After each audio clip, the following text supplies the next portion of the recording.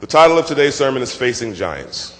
And there are some things that we need to discuss as adults. This is more of a public service announcement today. There's some things that we need to discuss as adults so our kids can have the hope in the future that God wants for them. 1 Samuel 17 gives the description of the battle between the Philistines and the Israelites. David faces off with Goliath in this chapter.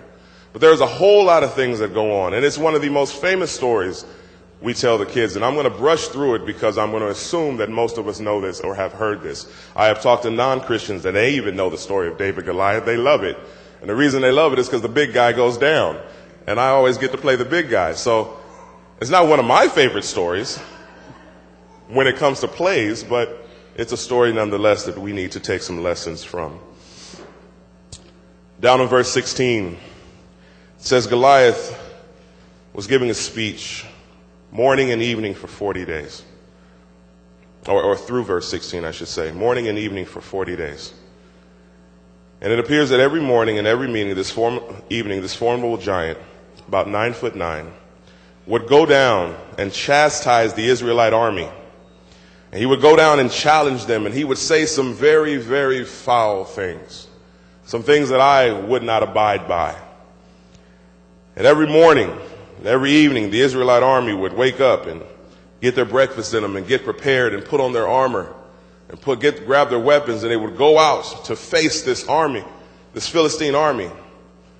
And they would go out and as a man, and watching some of the battles that I've watched, I know how we hype each other up. When I was on a basketball team, we used to get each other prepared before the big game, and you know, you watch some of the football guys, and they're slapping helmets, and they're yelling at each other's face, and they're butting heads, and you had every now and then a guy would get so excited he'd make another guy bleed, and the game hasn't even started yet, and you're going, wait a minute. Well, that's how we do it. We get each other ready. Get loose. Get ready. You always have the guy in the center giving the big speech. Ray Lewis was a king of speeches, and he would be there giving a big speech to his guys before the game and looking them in the eyes and let's go. We can do this. And I imagine the Israelite army going out every morning ready to go until this giant came. This giant came out and said and dared and challenged, only to find his challenge unmet. And I couldn't imagine going through that for 40 days. At some point, you would have to say, you know what, I can't take it anymore. Because I watch my students in class, and within a day or two, they can recite me and mock me anytime they choose.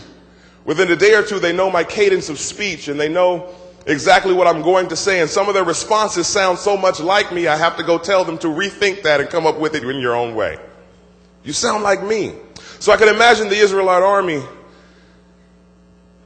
hearing this speech say these sayings day in and day out. I can imagine it got so bad that they could recite it themselves. They'd go home at night or go to the army camp. Did you hear what he said? Yeah, it was the same thing he said yesterday. Same thing he said the day before that. And every morning and every evening, this challenge would go unmet. And I can imagine how defeated they felt, how depleted they felt, how weary they felt. You know, Mrs. Vinden came up and asked a question this morning that kind of struck me. I'm going to have to think about that for a while. I'm going to have to think about that. How do you feel? How weary are you? How tired? What are some of the things that you would say? I would tell myself, how many times have we just powered through something because of the hope that we have? Because we do know where the well is. I know when I walk through these doors, even this morning, there was a terrible night at home with the kids. My son, I woke up in my son's bed. That's how bad it was. It's happening more and more often. I got to work on that. I go down to put him to sleep, and then I wake up at 1 o'clock in the morning going, where am I? You're just tired. You're run down. I can imagine these guys getting mentally and emotionally beat up because physically they weren't doing a thing. And the mental and emotional sometimes is worse. It's much worse. This giant defied them day in and day out. And furthermore, defied God day in and day out. this giant, from the very first moment he opened his mouth, was going to go down. The one thing that we have with our God, the one thing that I love, the one thing that I enjoy the most, is what he says is going to happen is going to happen. The question is, are you going to be with him when it happens or not? When he says, let there be light, was there any question that the lights were going to get turned on? When he said, let the waters be divided from the waters, was there any question it was going to happen? When he said, peace, be still, what did the storm do? Stopped. It was quiet. When he said, rise and walk, when he said, Lazarus, come forth, and when he says, I go to prepare a place for you, so that where I am, you may be also. Is there any question that he's coming back? There's no question. So one of the things I love about our God the most is when he says this is going to happen, write it in stone, because that's how it's going down. Babylon is going to fall at the height of their power. That was one of the greatest. I mean, we should study that in military over and over again. That was brilliant. And I love how the shows, History Channel always tries to put it on as one of the great military strategies, and they try to write God out of it as this was a great general who had a great plan. No, my father said it was going to happen that way years before it ever happened. They were going to fall. This giant was standing in God's people's way, and he was going to go down. How it happened is what I want to talk to you about today. Let's talk about how it happened. We have a shepherd boy, young David. He's given a task. What was the task that he was given by his father? What was he supposed to be doing? Taking food to his brothers who were fighting in the army. David was too young, probably too small. Somebody had to stay back and tend the farm. We send the oldest. We send the biggest. When my mom needed something done, she didn't send my little sisters. She sent me. When I had to go get something, when I had to go carry something, my father sent me. He didn't send my sisters. When it was time to clean the house and dust the fan, who'd he send? Me. He didn't have my sisters climbing the ladders to dust on top of the shelves, on the ceiling fans. He sent me. Son, go clean the gutters. Son, there's knives in that drawer. You're the oldest. You can be the carefulest, if I can use that word. Go clean the dishwasher, please. I don't want your little sisters over there with the knives. He sent the eldest, always. And the young one stayed back. So he went to go take them food. And on his way over, as he's heading to find his brothers, he just so happened to show up at the time where this giant was being defiant. Where this giant was standing there, all 9'9" of him, all spear and shield ready, sword ready, standing up, yelling, screaming, blaspheming, harassing,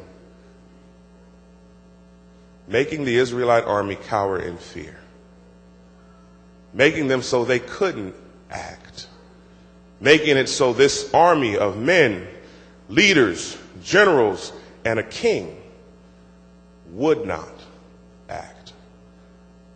And this young boy hears all that's going on and says, this cannot stand. Where is the Israelite army? Anybody want to do anything about that? Is anybody you know what? I'll go. I'll take care of it myself. I'll take care of it myself because I can't have this. I'll take care of it myself. I remember my sister's here, so I'm going to pick on her a little bit. I love when my family walks in. It reminds me of stories. I remember in a basketball game, there was another man named Thaddeus Young. Me and Thaddeus squared off in the middle of the court. The game had gotten kind of testy, and he threw one heck of an elbow. Hit me right in the jaw. Ref didn't call it, so I turned around to meet his challenge. And lo and behold, I looked to my left, and my sister Erica Vance over there with her 2 kids, Miss Saint, comes running down the aisle. You're not going to hit my brother. I'm on my way. And she is running down to meet the challenge of this 7-foot man who just elbowed me in the mouth. She wasn't having it. She was ready to go. Not my brother, not today. I'm on my way down. And we both looked at each other and turned and looked at her and laughed so hard. I had to walk over, go back. You're embarrassing me. Go back. You're embarrassing me. But that was the end of that. We had no more problems the game. She broke the ice, but the point is she was ready to meet the challenge. She was on her way. I imagine David, nobody's going to go? I'll go. And what happens in the story? He winds up meeting with King Saul. And who was King Saul? The Bible records him as saying this: he was a man appointed by God to be king. They wanted a king, they got one. They begged for one, they got one. King Saul was the tallest man in Israel. Now, for those of you who are height challenged, let me tell you what being the tallest man means. Being the tallest man means I don't get to guard the point guard. Being the tallest man means I don't get to go out and take the little guy. Being the tallest man means that wherever the biggest guy is on the court or on the field, that's my guy. I have to take him. I have never gone into a field of play or a court of play and told the coach, say, okay, Eddie, you take the little guy. We got the rest. One of the worst days of my life, Jeremy and Jason Collins. I got to play against them one time when they were young. They both went to the NBA. I look to my right, there's a 7-footer. I look to my left, there's another 7-footer. Twins. And I looked at my coach and went, help? Somebody help. I could deal with one. I can't deal with two. We had everybody else on the team was 6'3" and under. We had a problem. I never got to take the little guy, ever. You deal with big problems. Goliath was Saul's fight. Saul was the big guy. Saul was appointed by God. Saul should have known God would be with you. But where was King Saul? In his tents with his bodyguards behind his army. You send these boys out and they're scared to death. And that's when the leader has to step up to the plate. Leaders lead from the front. King David had to be told to get back. You remember the story? He was out there fighting, almost lost his life because of another giant he had to face named Ishbi-Benob, the giant that was waiting for David to get tired, waiting for David to drop to a knee. And it took his nephew Abishai to come slay that giant and tell King David, look, I'm a better fighter than you anyway. Get to the back. We can't have anything happen to you. Get to the back. That is when the leaders step back. You have people now who can take over from the front. Now they can lead from the back. But before that, King David led from the front. King Saul, they wanted no parts of this giant.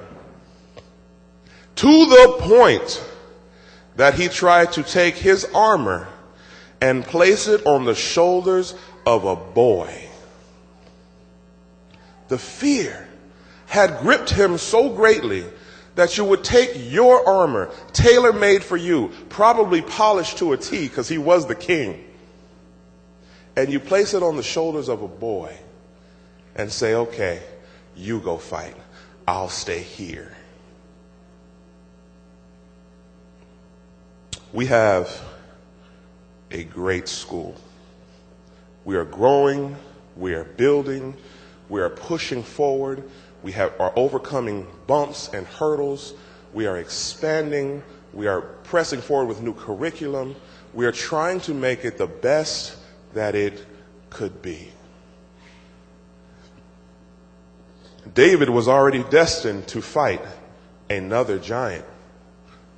He had no idea that there was going to be a giant named Ishbi-Benob that was going to train his whole life just to kill David. Why then does he have to fight your giant, King Saul?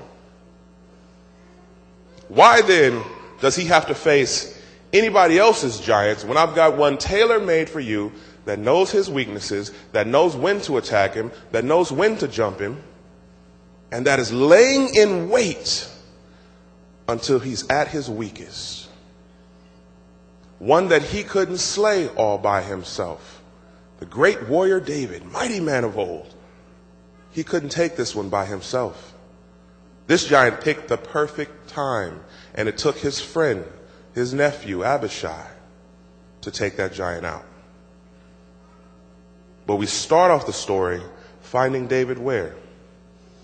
Having to face someone else's giant as a boy. Now here's the thing. David had already faced, and I'm going to use a term that kids would use. David had already faced monsters before. As a shepherd tending to his father's flock, that is the lifeblood of their family. That is how they get their income. What had he already faced with God? Lions and bears. I have kids. I work with kids every single day. I could not imagine one of them squaring off with a lion or a bear. I'm at home right now looking at my doggy door thinking, that's a little too big. I've got to find something smaller that my dog can get out of because I'm afraid of what can get in that doggy door. I've got to find something different. My son's room is on the opposite side of the house. That still bothers me. He's too young. He's 2.5. If something happens, I've got to get to him on the other side of the house safely and then get back to the kids and the wife on the other side. I pray every night over my home. I could not imagine sending Dell, sending Charity. I'm looking for my other students. I couldn't imagine sending Jeremy out to face a lion. Everybody look at Jeremy, make him feel bad. I couldn't imagine sending Jeremy out to face a lion or face a bear. Oh, and by the way, if you lose, not only will you be beaten, broken, possibly lose your life, but the lion and the bear are going to take all of our sheep and our family is going to go down. Because this is our livelihood, son. I'm trusting you with this. But David had a secret weapon. What did he have? Somebody said it. Somebody said it quietly.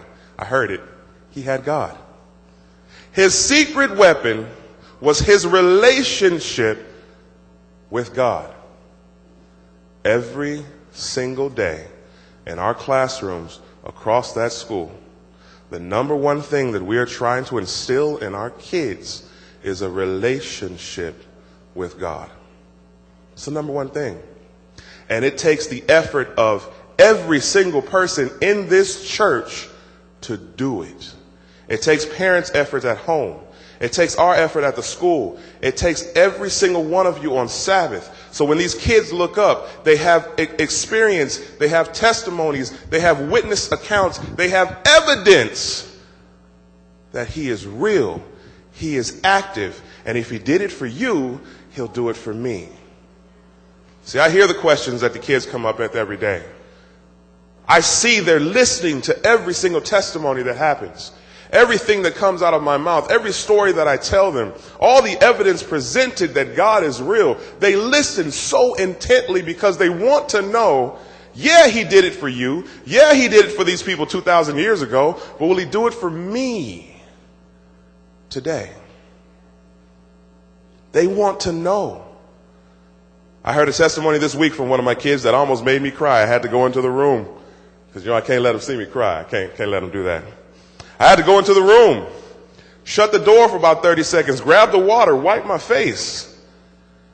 We just had prayer. She was at a breaking point. She wanted to know if God would do it for her. She went off to Pathfinders, and her answer was waiting for her when she got home. And not only was it waiting, she came back so excited. And you know what she said to me? She comes Tuesday morning when I got back from TAA. She comes, she meets me at the gate. She says, Mr. Reddy. I said, yes. How are you this morning? She said, I got to tell you something. I said, what? She starts looking around. She says, can I tell you privately? I said, sure. So we start taking a walk. We grab one of the benches. Ask everybody to clear out for a second. I got to talk to this young lady. She says, he did it. I said, did what? Who did what? I had forgotten that we prayed. I had forgotten. She says, he did it. She says, he has a plan for me. I said, are we talking about God? She says, yes. Who else will we be talking about? I said, well, what happened? She said, I went off to Pathfinders. I was going to quit. I was going to tell my mom, I got to do something else. I don't want to go to church anymore. All these things have happened to me, and I wanted to know. I prayed, and just like you said, and I asked God if he has a plan for me. And I came back, and I got a scholarship to go to this school, and it's paid for, and he has a plan for me. And I sat there. I'm sitting down, but my knees are buckling, because you should see the joy in this young lady's eyes, because God answered her prayer. Oh. It's a private thing. I wanted to shout it from the rooftops and tell it to the class, but it was a private matter. And God answered her. So she now has evidence. And I asked her, remember this. Write this down. Don't you ever forget this. You're going to go through ups and downs, highs and lows. There are going to be times you're going to feel like you're walking through the desert. But you remember this moment, how you feel right now. The knowledge that you have right now, God has a plan for you. As he does for every single child over there. Every single one. And so I ask you, church, this morning, these kids that we bring through Glenview every single year, every single semester, these kids that we see every single day, God has a plan for each and every one of them. They do not need to face your giants. They are going to have giants of their own to face. They are going to have obstacles and mountains of their own to climb. They are going to have deserts of their own to go through, because the enemy fears what they are going to become, just like he did you, just like he does you. He does not want you learning anything about God. He does not want you coming one step closer to God. And he definitely does not want another generation of kids praising the name of Jesus. He doesn't want it. And so he's going to fight it every single day. Now you say, Mr. Eddie, what do you mean? What giants? Let's pick on me. Let's just pick on me. In that room back there, I've got 3 kids, a 2-year-old and 2 4-month-old. My dad died at the age of 55 from obesity. Guess what giant I have to face today? Obesity. Why? So I can put myself in a position to raise my kids for as long as I can. I do not need to add to the death toll in my family. I do not need to assist the enemy in wiping myself out. Oh, he's already got plans for me. I want to be around to my full 120 years. Age 55 is not going to cut it for me. So today, I have to start to face that giant so my kids don't have to. Oh, Let's talk about education. Some of us have not had the opportunity or the privilege. Some of us have not finished. Some of us haven't picked up a book in years. What about our education? Something that can never be taken from you. You can't take from me what I know. I know what I know. What about helping the kids with theirs? I have heard some things over the years, these few years, that have shocked me. We have had some deep prayer about some things. You cannot look at a child and say, well, nobody helped me, so I'm not going to help you. You cannot look at a child and say, figure it out on your own. You cannot be too tired to assist your children in furthering their education and growing. This is a must. This is a must. They have a hope and a future that God has designed by them.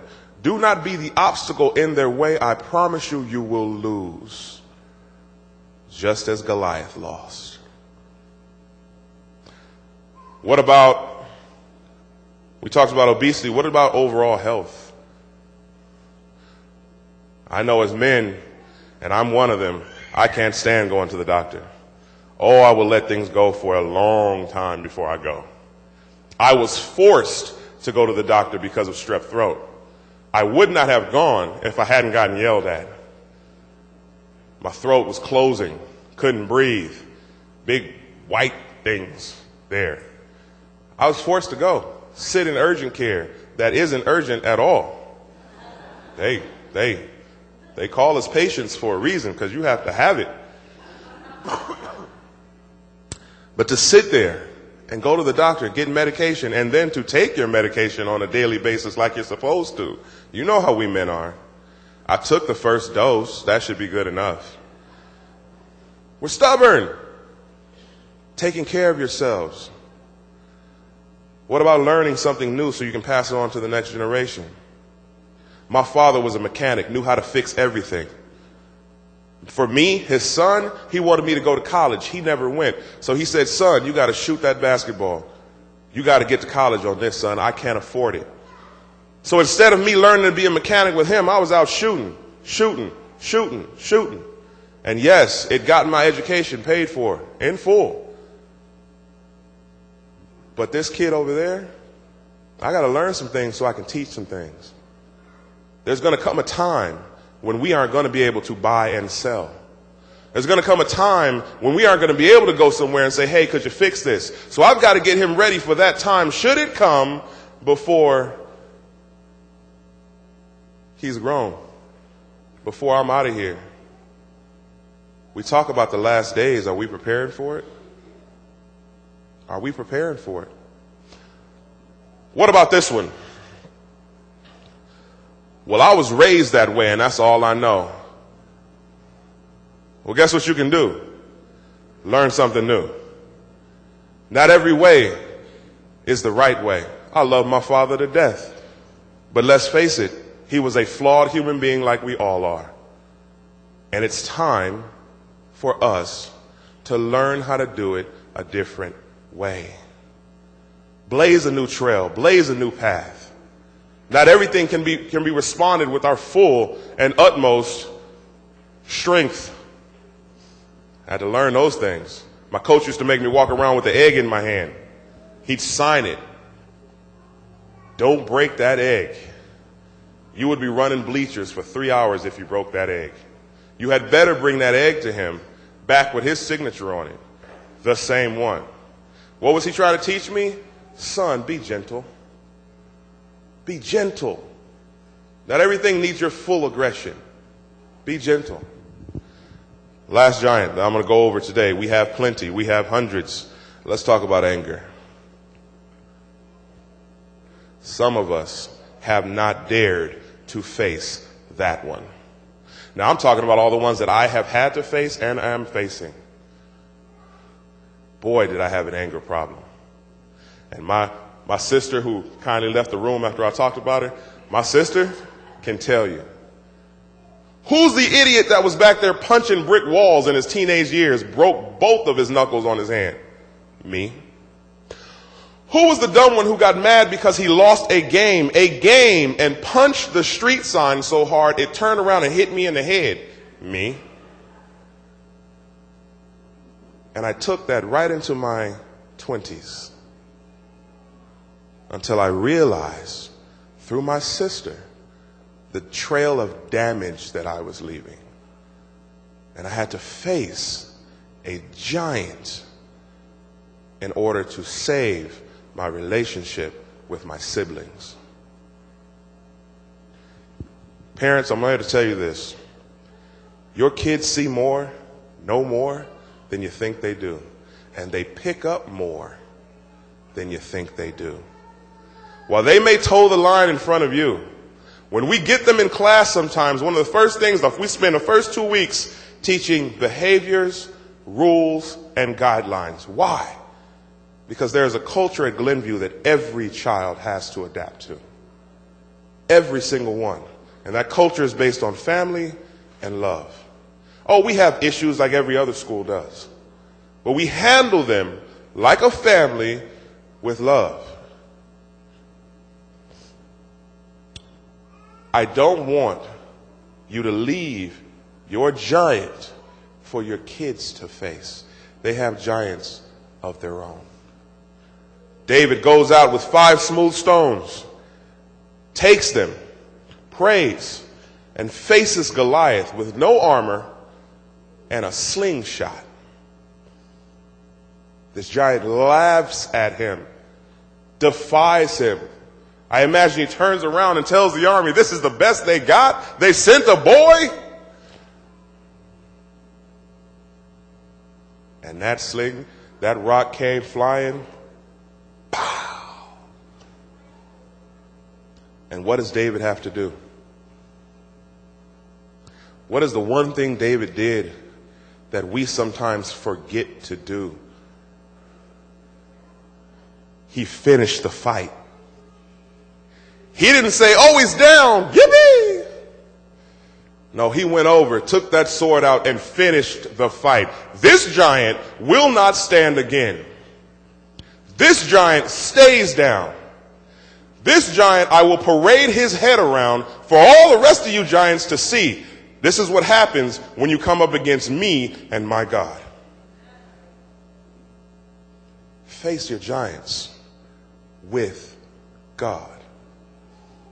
You're right. Some of them you can't face on your own. Some of them have been defying you for a long time. For some of us, it's been longer than 40 days. It's been more than morning and evening that they've been out shouting and defying us. It's been forever. One of the definitions of manhood that I learned, and it was the first one in a list of 4. And I'm talking to the men right now because I'm not a woman. I checked. We must reject passivity. Reject it. I can't just go, oh, somebody will take care of that. I can't just go, oh, I'll wait. I can't hope it'll go away. No, I've got to go out there and challenge it. And I've got to face it. And I've got to have God with me. So I've got to go talk to him and face these giants. Parents, I'm asking you, on behalf of Glenview, face your giants because your kids have their own to face. They're going to grow up and be challenged by monsters. They are going to have their own journey with God. Don't leave your giants for them to face. Bow your heads with me, please. Father in heaven, thank you for today. Thank you for the opportunity that you have given us. Lord, public service announcement this morning. Glenview students will be up praising and giving glory to you today. But we are asking for us adults who know better, see better, that on today we make the decision with you to face the things that have been defying us and defying you, to face the things that have taken away from us and not allowed us to become the thing that you destined us to be. Lord, you said you have good thoughts towards us, to give us a future, well, hope in a future. And Lord, I'm asking that you help us to face the things in our way today and run them right over. Give us the strength, give us the courage, give us the wisdom, give us the capacity, and give us the power to take our giants out so that our kids can see it and know how to face their own. In Jesus' name we pray. Amen.